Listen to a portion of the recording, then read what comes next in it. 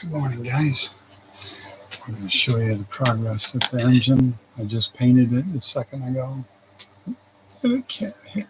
Here we go.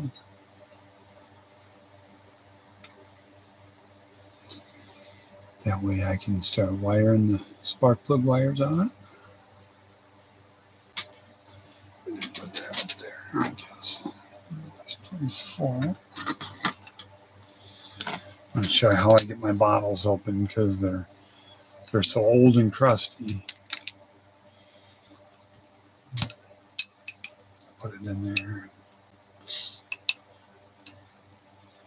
Okay, put all that away.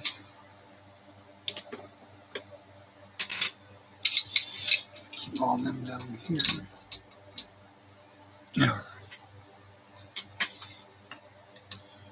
Just wanted to show you how I made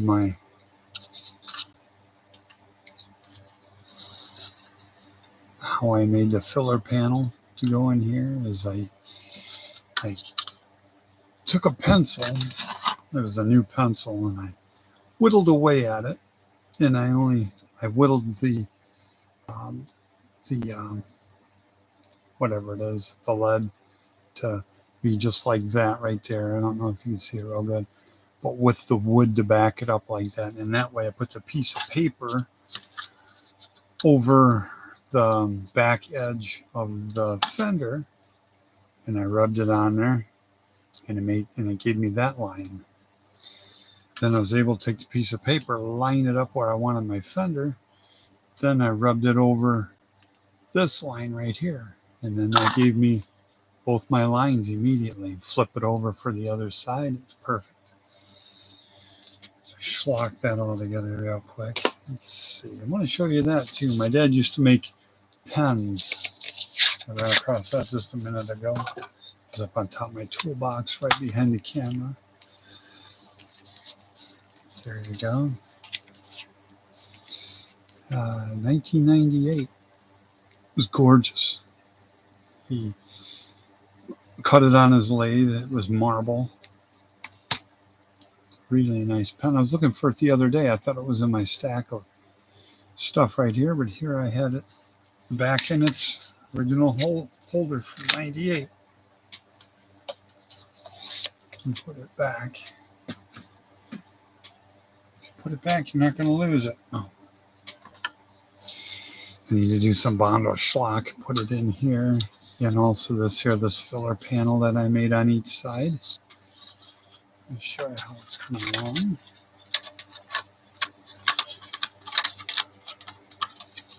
It's starting to fill in really nice. I like to pull it to the far back of that. I trimmed it to make it just exactly where I want my axle. Okay. Let's see. Yeah, I want to do Bondo on this before I get putting that together.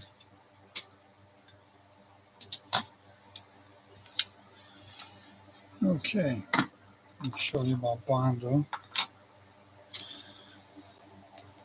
Since it was a while since I used it, I like to heat it up and mix it like that. I was doing that off camera for just a little bit to get it nice and warm and pliable. And then this.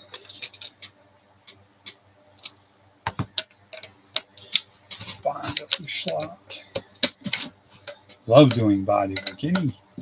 Any excuse I get to sling Bondo, boy, I'm right there on it. Oh, it's stuck to the side. Good. I always keep a handle in there to mix this up real nice to get rid of any of that oily when it starts to separate at the top. I'll mix it pretty good here. All right.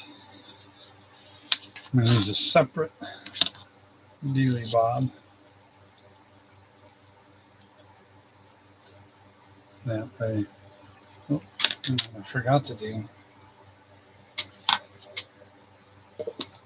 Forgot to shut the door. Tammy don't like the smell of that.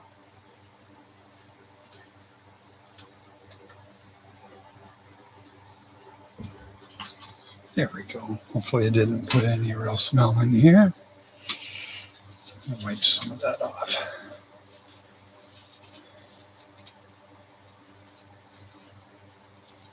There we go. Some people use plastic gloves. I'd use rubber gloves when I worked at the hospital, cleaning all the rooms and the CODIT or the C. diff and all that fun stuff. My hands sweat so bad. My hands sweat so bad in rubber gloves. Turn it around. Bondo. Now they're calling it all-purpose putty. I've always used it for everything. Cracks in the floor. Stuff like that. I would always use it. All right. Okay, just a figure a little dab will do you.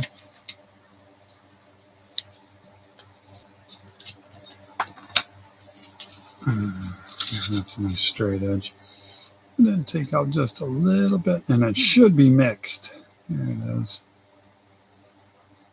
Probably a little more than I needed. Where we got? Oh, there it is.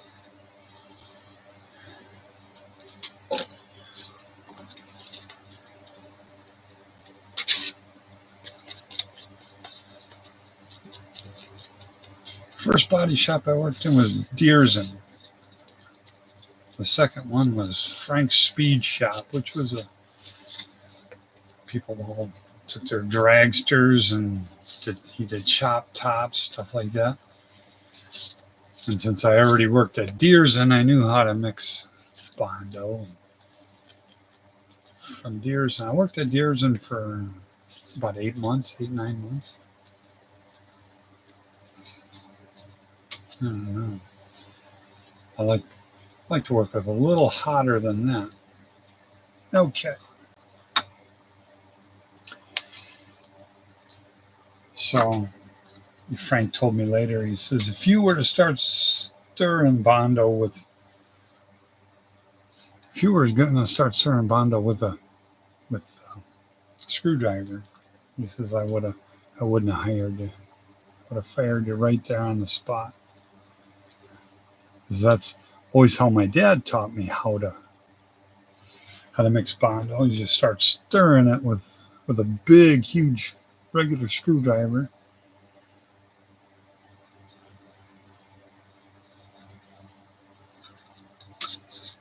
And that is the wrong way. That would have got me fired. I hated that. You get it almost mixed up and it would kick off in spots. Oh, it was so bad.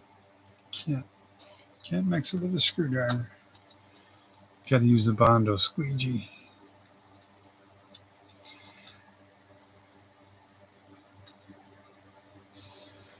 Okay, and then just a screed over this.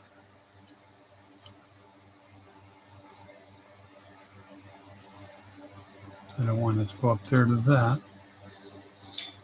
I don't want to get it close to that. I can, when it starts to kick off, I always use a razor blade and cut all the excess off before I ever do any sanding. And I've been in 10 body shops since 1988. And I've seen a lot of different stuff, and I see people waste a ton of sandpaper when they first try to start sanding the Bondo, and they start clogging up their sandpaper, and it looks like a big waste, a big mess. I don't do it that way. What I like to do is I take a razor blade, and I'll show you here in just a second when I get this down. Try to squish it in there. There's a really deep hole.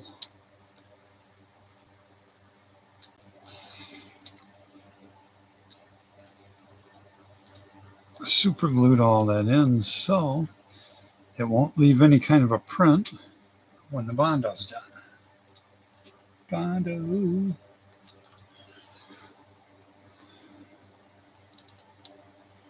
Here I go, really squish it in there.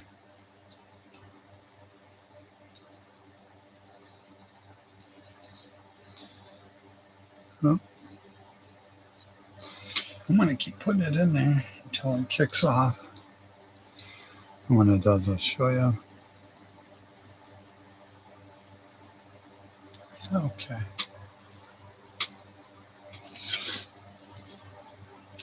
Bondo, Bondo, schlag. Say Bondo, Bondo.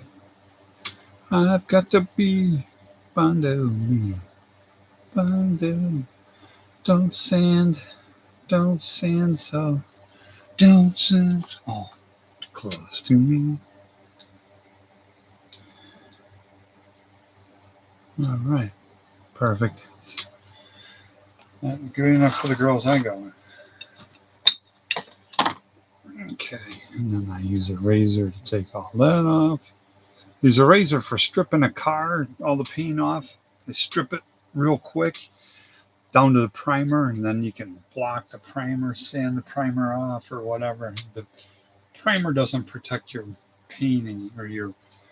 If you get the paint off, you can sand the car real quick and easy. Okay, now we got to get it to kick off. Yeah. I suppose I should have put a little more hardener in it. A little bit more. Just a little more. All right.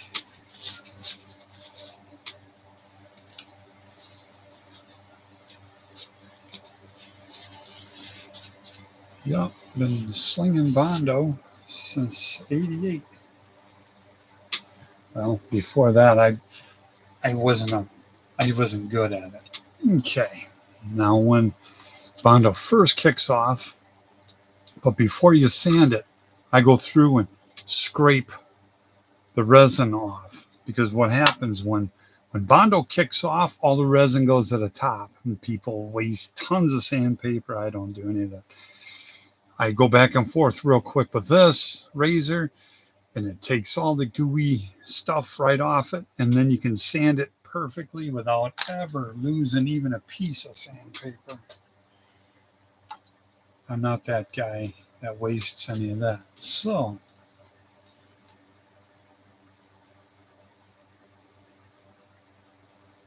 it's starting to kick off. I got the fan going. It is hot in here. Crazy too, because we have the air on, and it's last 2 years. We've been here for 10. This is going on 11 years. Yeah. And we've had to run the air all winter. So, yeah. So there's that.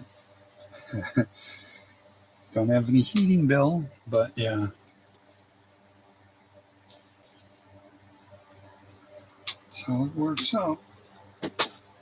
I don't know what changed for 2 years, but something for sure has. Okay.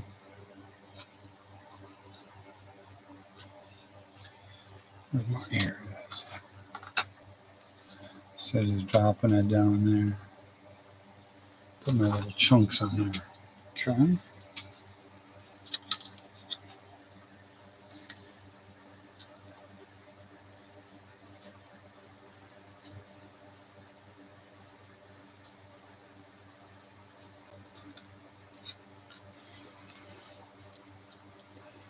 Yeah, it would be perfect time to have story time with Rats each day at 5. If I feel up to working on something, which I always look forward to body work, always. I don't always feel like painting, but I do always feel like doing Bondo.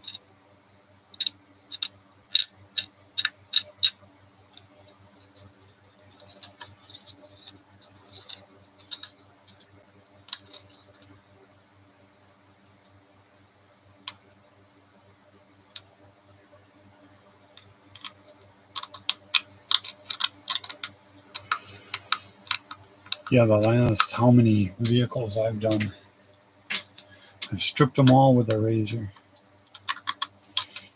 I saw my neighbor doing it back in 1991, 1990. He lived right behind me. His name was Ron Link. And before he sent his Corvette off to us at the body shop, he wanted to strip the car himself with a razor blade, and it was taking him years to strip it. He'd sit in his garage and whittle away at it, put gouges in it, do all sorts of. He showed me all the stuff that wasn't working for him. But yeah, it cuts down on sandpaper. At the body shop, we'd take a thing called Big Mo. It was an orbital sander, but it had a pad on it. I suppose a 9-inch pad. You stick your 36 grit on it, and it would spin like in orbital circles, and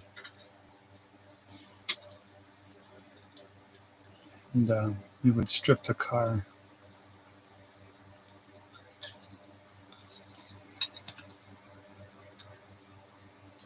And we would use that. So I saw Ron after hours. I'd go over there to his house,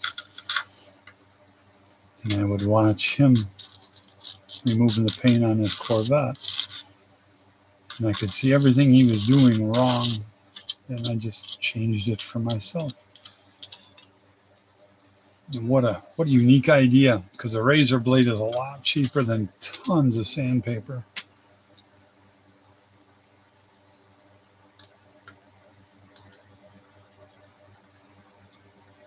Tons of sandpaper, I'm not into that. Too expensive. Too expensive for a poor guy like myself. There we go. We ought to sand that nice.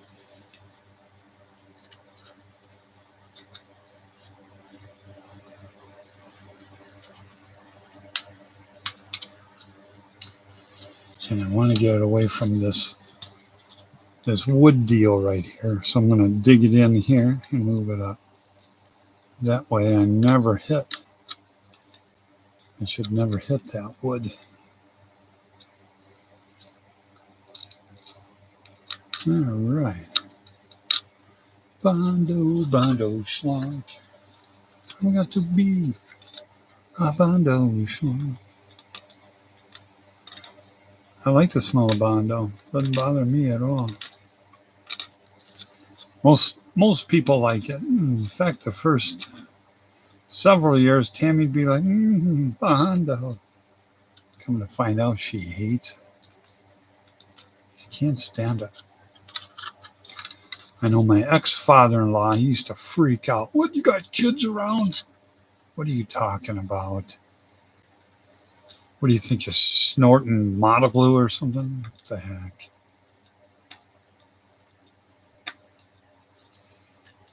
No, bondo smell is not harmful in any way.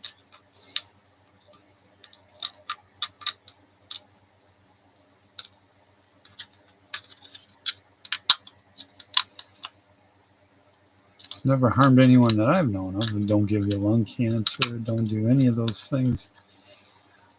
I think that he was implying that it did.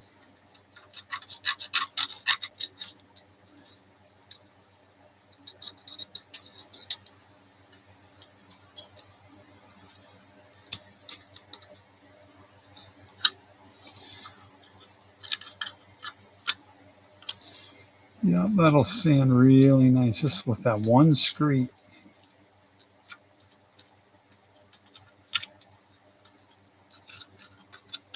One screed of bondo. Bondo has everything. One screed of bondo. All right.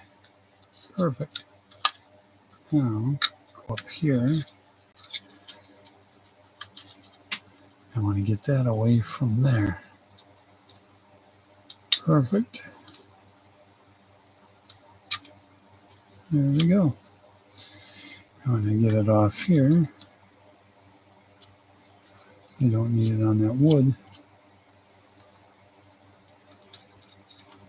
There. Now that is almost done. Very, very fast. That's as hard as a rock. Maybe I put too much hardener in it now. It's always a fine line, especially when you're dealing with such a tiny little amount. You can easily add too much or too little. But yeah, I haven't been able to use Bondo in a while, so it's kind of nice to find a project that I can use it on. This one I used it on it. Up around here. Once I had that all cut out, then I put a piece of tape. This had really weird contours and stuff, so I worked my masking tape in, put the Bondo on it, smudged it down where I needed it to go, and then popped it off, like popping it off from a mold. I used to work in a prototype yacht factory in 91. Worked there for 9 months.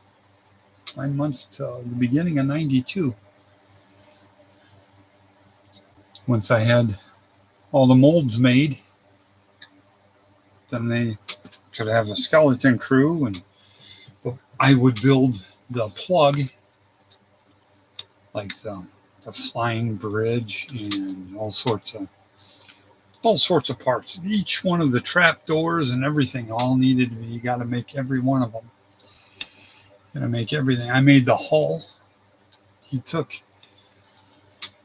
a 28-foot yacht, cut the hull, raised the hull up 3 feet, and then we used plywood to back that up. And then we used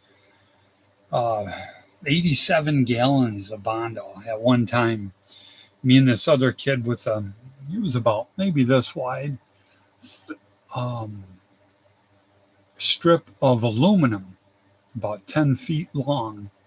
And we put our arms out, me and Pat Walsh, we put our arms out as wide as we could. And we made bosses out of fiberglass Bondo.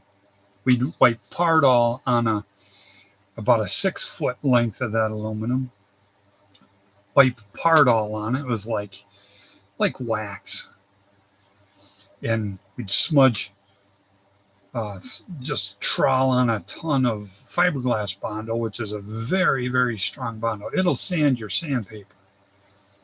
And then we'd put the aluminum strip on there, and we'd hold it in place till it kicked off. Pop that up, trim on each side so it's trimmed, that it all fall on the floor. And then you'd have these bosses every I don't know, 16 inches, I think they were like every foot.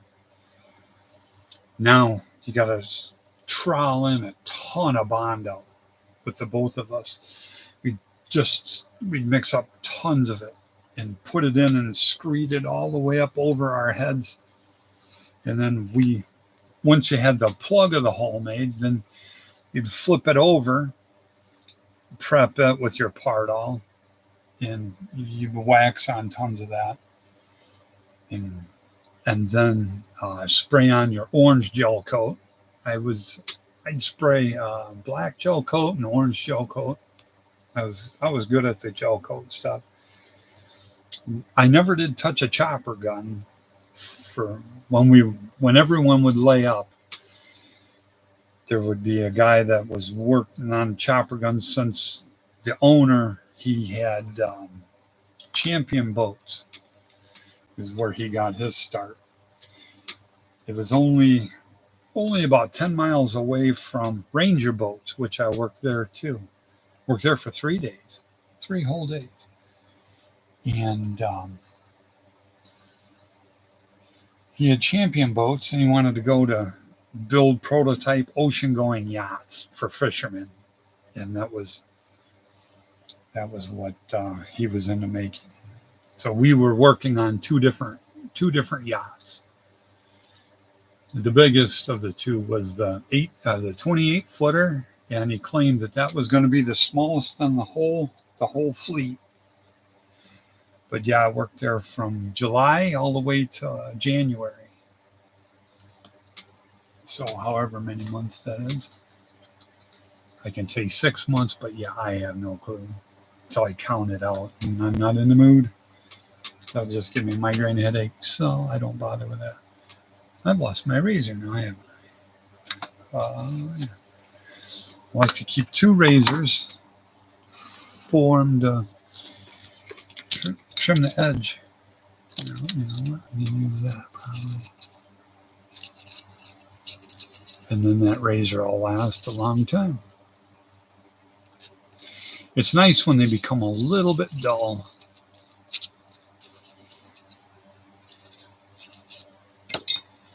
But there's always an edge. You can feel a hook in it right there. And then that you always want up when you strip a car.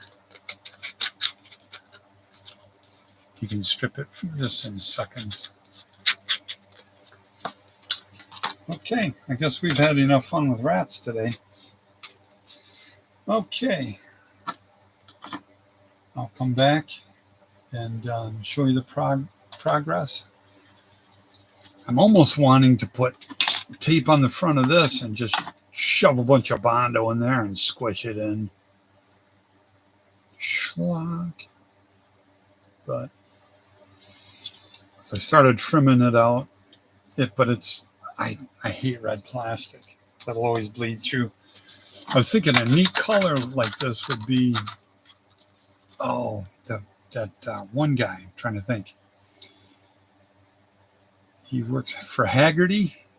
He's got a yellow 40 Woody that he would drive in so many different places to go appraise cars and stuff. I like watching that guy, but I'm not going to want to shoot yellow on there and have this bleed through. Not real sure what color I want to do it, but let's see, what do I got here? Plow hound slam bang. Through like a bull in a china shop. There we go. Okay, guys. I'll catch you on the next one and have a great day.